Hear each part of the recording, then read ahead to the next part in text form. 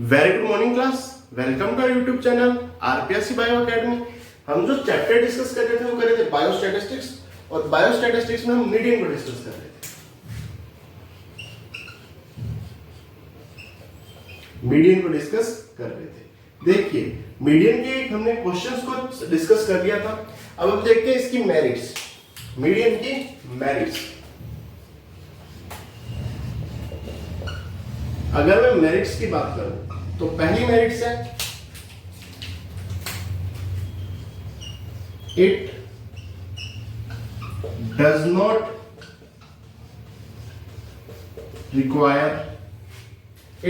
Not require all the observation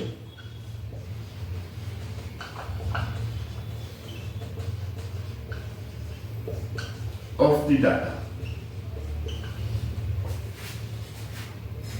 It is not affected by extreme value.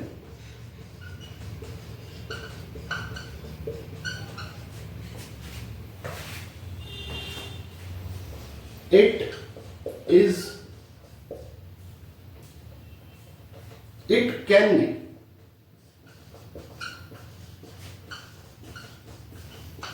determined. It can be determined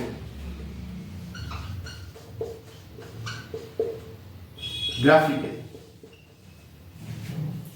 It can be determined graphically. It is the best. It is the best measure for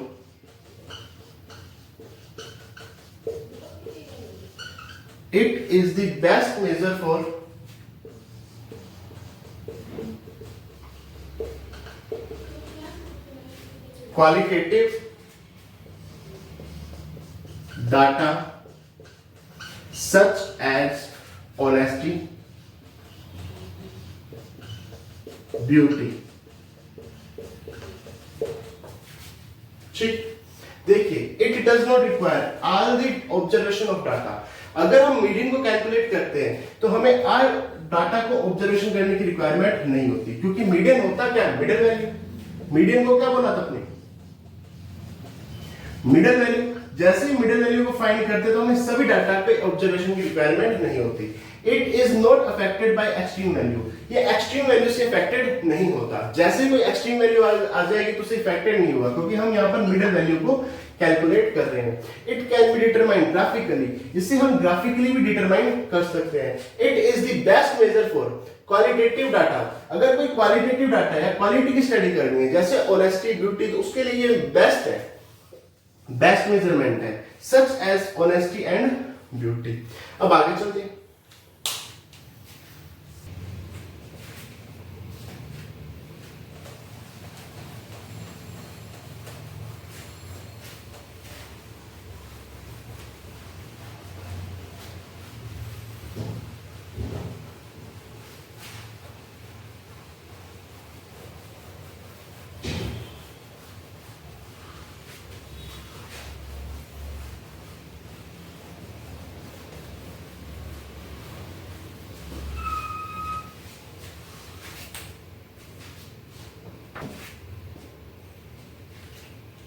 देखिए अगर मैं आगे बात करूं, it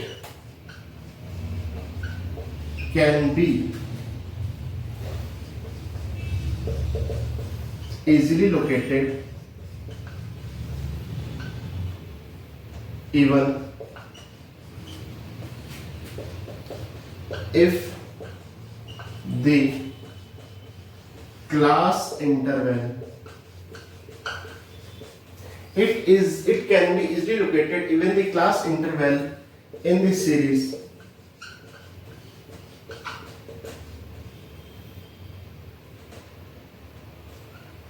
are unequal.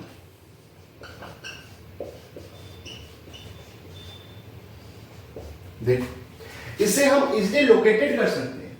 Easily क्या कर सकते हैं? लोकेटेड, इजीली पहचान सकते हैं यहां तक कि अगर क्लास की जो इंटरवल है वो कैसी है, अनइक्वल। अगर क्लास की इंटरवल जैसे कोई इंटरवल है 0 से 5, फिर आगे 5 से 15, फिर आगे 15 से 30, तो यहां पे क्लास इंटरवल 5 है, यहां पे 10 है, यहां पे 15 है। क्लास की जो इंटरवल है वो कैसी है, अनइक्वल है। उसके बाद भी हम इसे इजीली लोकेटेड कर सकते हैं, इजीली पहचान सकते हैं। तो ये आ गई इसकी मेरिट्स, मीडियन की मेरिट्स। अगर मैं डीमेरिट्स की बात करूं,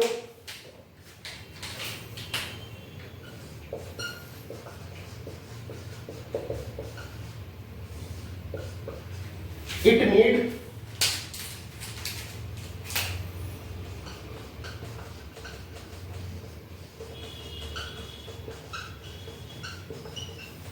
arrangement of series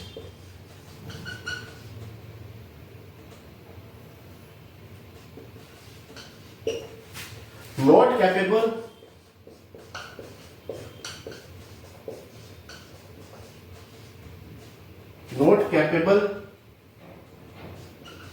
of further algebraic treatment।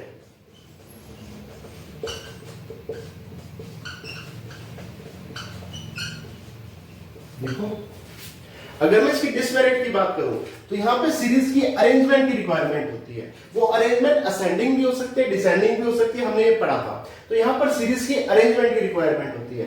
ये कैपेबल नहीं है आगे फर्दर अलजेब्रिक ट्रीटमेंट के लिए। अगर मैंने कोई सीरीज की मीडियन कैलकुलेट कर ली तो हम आगे उससे क्या कैलकुलेट कर सकते हैं, ये आगे अलजेब्रिक ट्रीटमेंट के लिए क्या नहीं है, कैपेबल नहीं है। तो ये आगे इसकी डिमेरिट्स।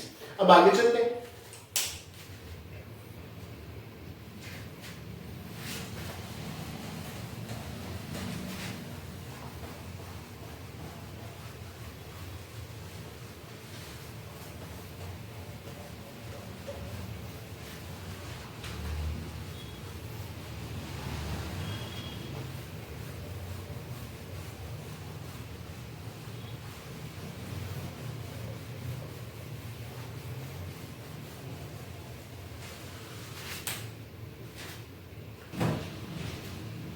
देखिए, अगर मैं और डिमेरिट्स की बात करूं,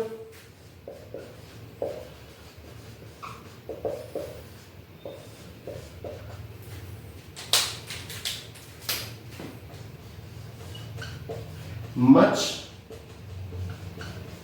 affected by fluctuation in sampling,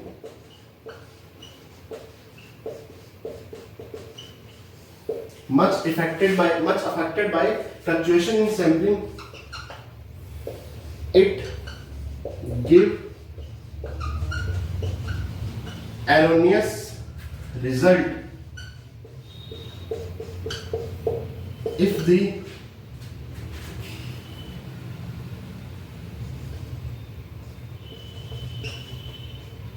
data sample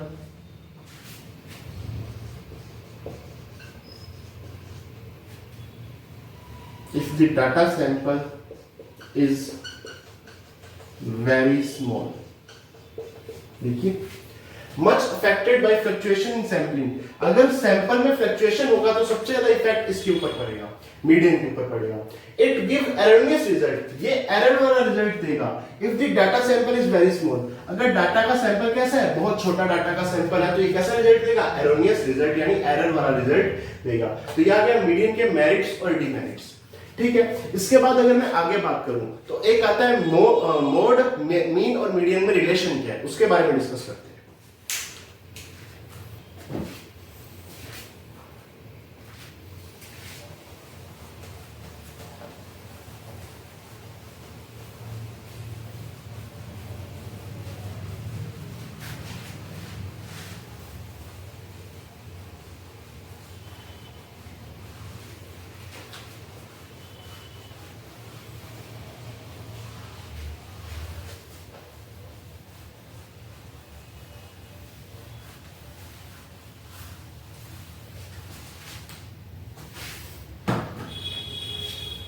देखिए, अगर मैं मोड, मीन और मीडियन में रिलेशन की बात करूं तो ये जो रिलेशन होता है ये होता है मोड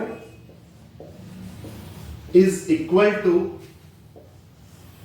3 मीडियन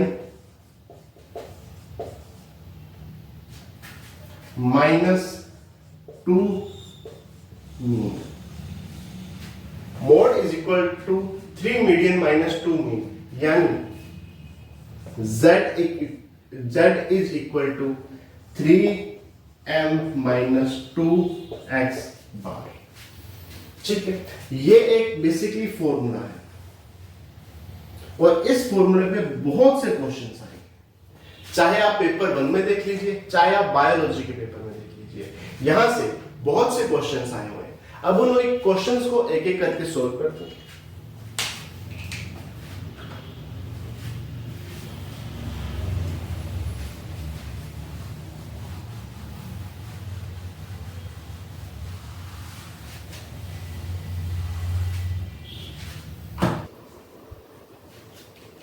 देखिए, ये क्वेश्चन असिस्टेंट प्रोफेसर बॉटनी 2016 में आया हुआ क्वेश्चन है, जहां पर मोड को दे रखा है, मीडियन को दे रखा है और मीन को कैलकुलेट करना है। देखिए, हम फॉर्मूला जानते हैं कि z is equal to 3m minus 2x bar. यही है, z का है, मोड कितना दे रखा है 22 is equal to 3 multiply median क्या है 21.4, so 3 multiply 21.4 minus 2x। ठीक है, इसको इधर ले आते हैं और इसको इधर ले आते हैं, तो ये आ गया प्लस का 2x bar is equal to, इसको मल्टीप्लाई करते हैं 3 4 जा 12, 1 3 1 जा 3 3 and 1 4 3 2 जा 6 माइनस 22। देखो, ये जो माइनस का 2x था, इसको इधर ले आए तो ये प्लस का 2x बन गया। ये एज इट इज था, 22 को इधर लेके आए तो वो माइनस 22 बन गया। और यहां पे मल्टीप्लाई किया 3 4 जा 12, 1 3 1 जा 3 3 and 1 4 3 2 जा 6। आगे चले, ये आ गया 2x bar is equal to 64 में से 22 गया तो ये 0.2 का तो 0.2 रहेगा, 4 में से 2 गया तो 2 और 6 में से 2 गया 4, so x bar is equal to 21.1। Assistant professor यानी कॉलेज लेक्चरर बॉटनी 2016 में आया हुआ क्वेश्चन है, जहां पर हमें x बार की वैल्यू को कैलकुलेट करना था। अब आगे चलते हैं।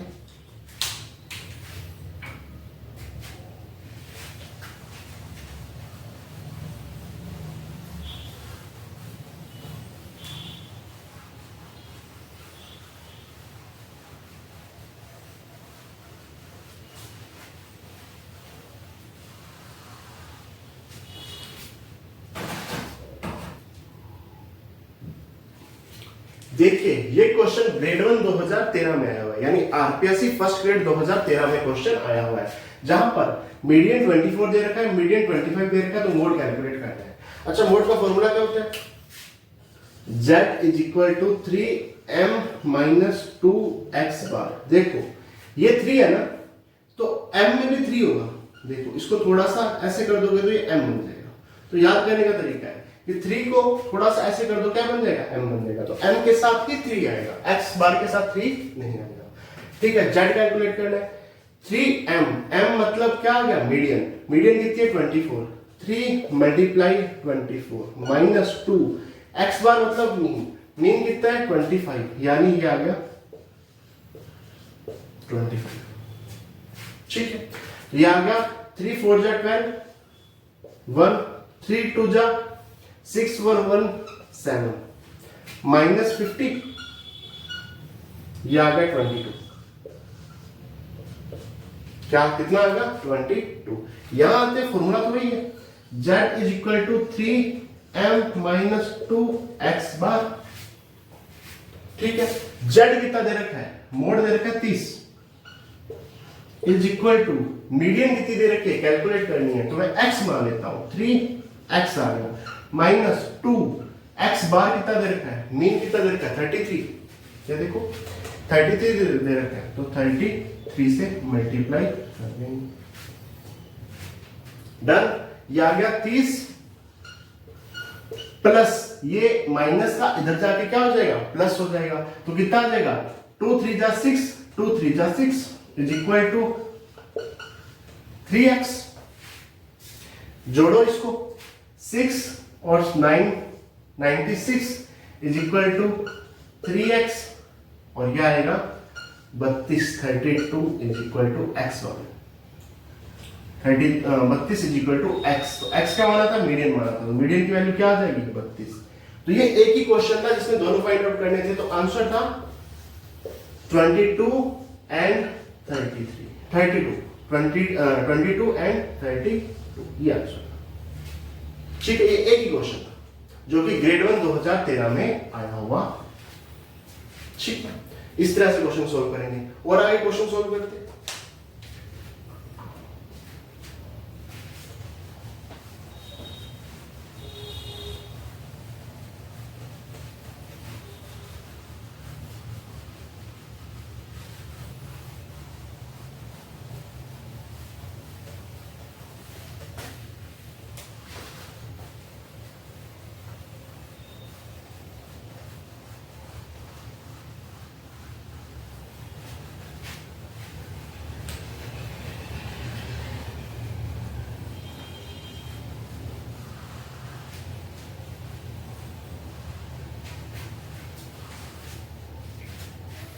देखिए, ये क्वेश्चन आरपीएससी फर्स्ट ग्रेड के पेपर 1 2022 में आया हुआ है। जो पेपर 1 20 अक्टूबर 2022 को हुआ था उसमें आया हुआ है। यानी ये क्वेश्चन जनरल अवेयरनेस के पेपर में जो मैथ का पार्ट आता है उसका क्वेश्चन है। यहां पर जेड यानी मोड माइनस मीडियन दे रखा है 24 और मीडियन माइनस मीन कैलकुलेट करना है। तो अपने पास जो फॉर्मूला है उसी फॉर्मूले का यूज करते हैं। फॉर्मूला क्या है, Z is equal to 3m minus 2x bar, यही फॉर्मूला अपने पास। तो z इज इक्वल टू, देखो z माइनस m दे रखा है ना, तो अपने को यहां से एक m अलग कर देते हैं। तो ये आ गया m plus 2m minus 2x। ये m इधर आ गया तो ये आ गया z minus m is equal to 2m minus 2x। Answer ये आ गया, क्योंकि अपने को कैलकुलेट क्या करना है, m माइनस x बार कैलकुलेट करना है। ठीक है, तो z माइनस m कितना दे रखा है, 24 इज इक्वल टू 2 यहां से कॉमन ले लिया तो आ गया m minus x bar. So m minus x bar कितना आ गया, 12। देखो z is equal to 3m minus 2x bar होता है। डन। z देखो यहां पर z माइनस m दे रखा है ना, तो इस 3m को m प्लस 2m में डिवाइड कर देंगे या m प्लस 2m में बांट लेंगे। तो m इधर आ जाएगा तो ये z माइनस m ही हो गया, और ये बचा क्या, 2m माइनस 2x, और m माइनस x बार अपने को कैलकुलेट करना है। तो इससे m माइनस x बार कैलकुलेट हो जाएगा, कितना आएगा, 12 आ जाएगा। अब आगे चल,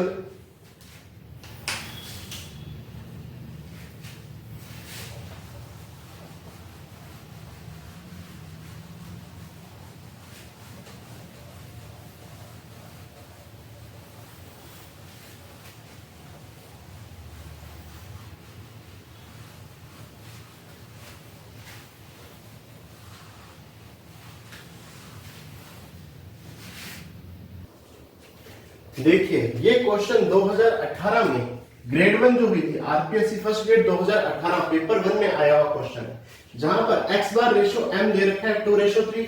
सो z रेशो m को कैलकुलेट करना है। फॉर्मूला अपने पास वही है, देखो z इज इक्वल टू क्या होता है, z की value 3m minus 2x bar, यही तो होती है।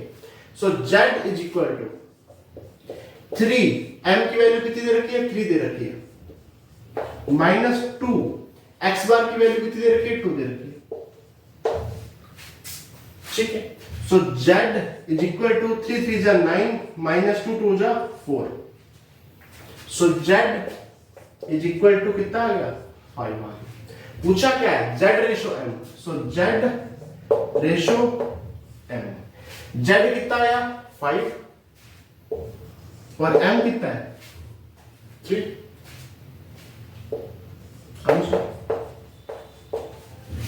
देखो x बार रेशो m दे रखा है, तो अपने को तो z का फॉर्मूला पता है, z is equal to 3m minus 2x bar, z is equal to 3, m की वैल्यू 3 माइनस 2, x बार की वैल्यू 2, सो 3 3 जा 9 माइनस 4 इज इक्वल टू 5। तो z की वैल्यू क्या आ गई 5। पूछा गया z रेशो m, z कितना है 5 है, m दे रखा है उसने 3, तो 5 रेशो 3 आंसर आ गया। अब आगे चलते हैं।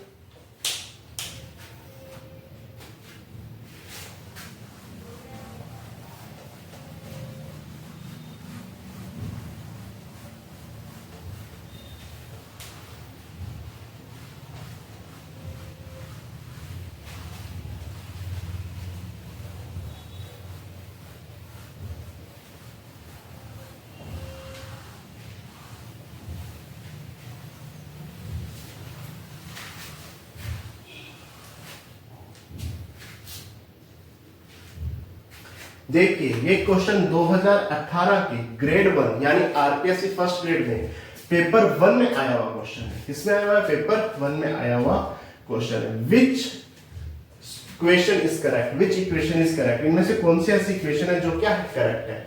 तो देखते हैं कौन सी इक्वेशन करेक्ट है। अपने पास तो फॉर्मूला ही है, तो अपने तो फॉर्मूले से ही चलेंगे। फॉर्मूला क्या है? z is equal to 3m minus 2x bar, यही फॉर्मूला है बिल्कुल। z is equal to 3m minus 2x bar, minus 2x bar को इधर लेके आते हैं, तो ये क्या हो गया z plus 2x bar is equal to 3m। Done. z plus 2x bar is equal to 3m। देखो अब अगर मैं बात करूं तो x बार माइनस m है, ठीक है, या x बार प्लस z है, या z माइनस x बार है। इसको देखते हैं। तो देखो z माइनस x बार तो पॉसिबल ही नहीं है, यहां से आएगा। x बार माइनस z भी यहां से पॉसिबल मेरे को नहीं लगता। तो क्या करें, इस m को तोड़ते हैं, तो ये आ गया z plus 2x bar is equal to m plus 2m।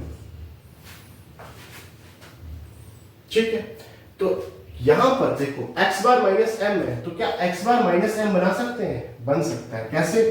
2x बार उधर से आया माइनस 2m, तो x बार माइनस m आ गया ना। ठीक है, इसकी इक्वेशन क्या है? अगर 2m इधर आ गया तो ये क्या बचा? m minus z। देखो ये z को उधर भेज दिया तो ये माइनस का चला गया, ये 2m को इधर ले आया तो ये माइनस का आ गया। ठीक है, तो ये बच गया x bar minus m is equal to, ये 2 से गुना उधर जाएगा तो आधा हो जाएगा, m माइनस z। ये equation x bar minus m 1/2 m minus z। Option 1 is correct. ठीक है, ये क्वेश्चन ग्रेड 1 पेपर 1 2018 में आया हुआ क्वेश्चन है। अब आगे चलते हैं।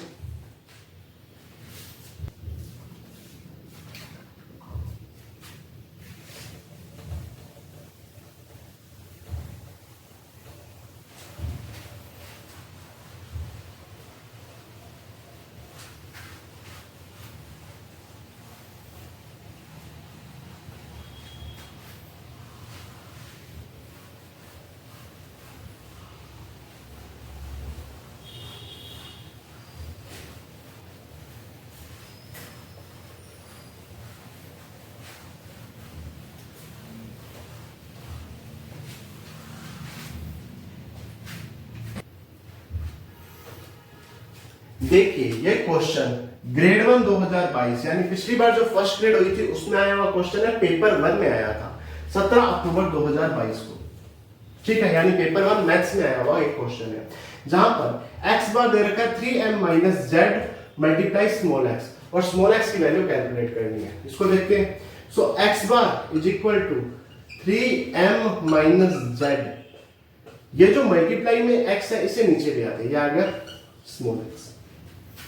ठीक है, अब हमारे पास जो फॉर्मूला है वो फॉर्मूला लगाते हैं। फॉर्मूला क्या है? z is equal to 3m minus 2x bar, यहां पर भी x बार, तो x बार को इधर लेके आते हैं, तो ये माइनस 2x बार इधर आके क्या हो जाएगा? Plus 2x bar is equal to 3m minus z हो जाएगा। देखो ये z इधर चला गया तो 3m माइनस z, ये माइनस 2x बार इधर आ गया तो ये प्लस 2x बार हो जाएगा। ठीक है, तो ये आएगा 2x bar is equal to 3m minus z ये इक्वेशन 1 आ गई, ये इक्वेशन 2 आ गई। देखो, सो इसको इससे डिवाइड जब करेंगे तो क्या बचेगा, किससे डिवाइड करना, ये आ गया x bar upon small x is equal to 3m minus z, ये इक्वेशन 1 आ गई। डिवाइड करो, ये डिवाइड करते हैं। सो 3m माइनस जेड से 3m माइनस जेड वैसे ही करते हैं, सिर्फ ये वाला हिस्सा बचा, ये तो आ गया 1। सो ये बचा 2x बार अपॉन x बार बटा x इज इक्वल टू 1। हम जानते हैं कि जब भाग में हो तो गुना में बदलने के लिए क्या करना पड़ता है, इसको उल्टा कर दो, तो ये आ गया 2x bar multiply small x upon x bar is equal to 1। क्या किया, इसको उल्टा कर दिया, x अपॉन x बार कर दिया। उल्टा करने पर ये जो भाग में था ये किसमें आ गया, गुना में आ गया। ठीक है, इस x बार ने इस x बार को काट दिया तो बचा 2x is equal to 1। So x is equal to 1/2 answer. देखो, x bar upon x is equal to 3m minus Z दे रखा है, z is equal to 3m minus 2x हम जानते हैं, तो यहां से x बार की वैल्यू, यहां से 2x बार की वैल्यू आई, कितनी आई, 3m माइनस जेड, और x बार की वैल्यू कितनी है, x बार बटा x की वैल्यू कितनी है, 3m माइनस जेड है। तो इन दोनों को जब डिवाइड करेंगे तो 3m माइनस जेड तो कट ही जाएगा, यहां बचेगा 2x bar upon x bar minus x is equal to 1। ठीक है, तो 2x बार अपॉन x बार अपॉन x है, तो इसको जब ऊपर लेके जाएंगे तो कैसे हो जाएगा, ये अपोजिट हो जाएगा, x ऊपर आ जाएगा, x बार नीचे आ जाएगा, x ऊपर आ जाएगा, x बार नीचे आ जाएगा, तो x बार से x बार कट जाएगा, 2x is equal to 1। So x is equal to 1/2 answer आ जाएगा।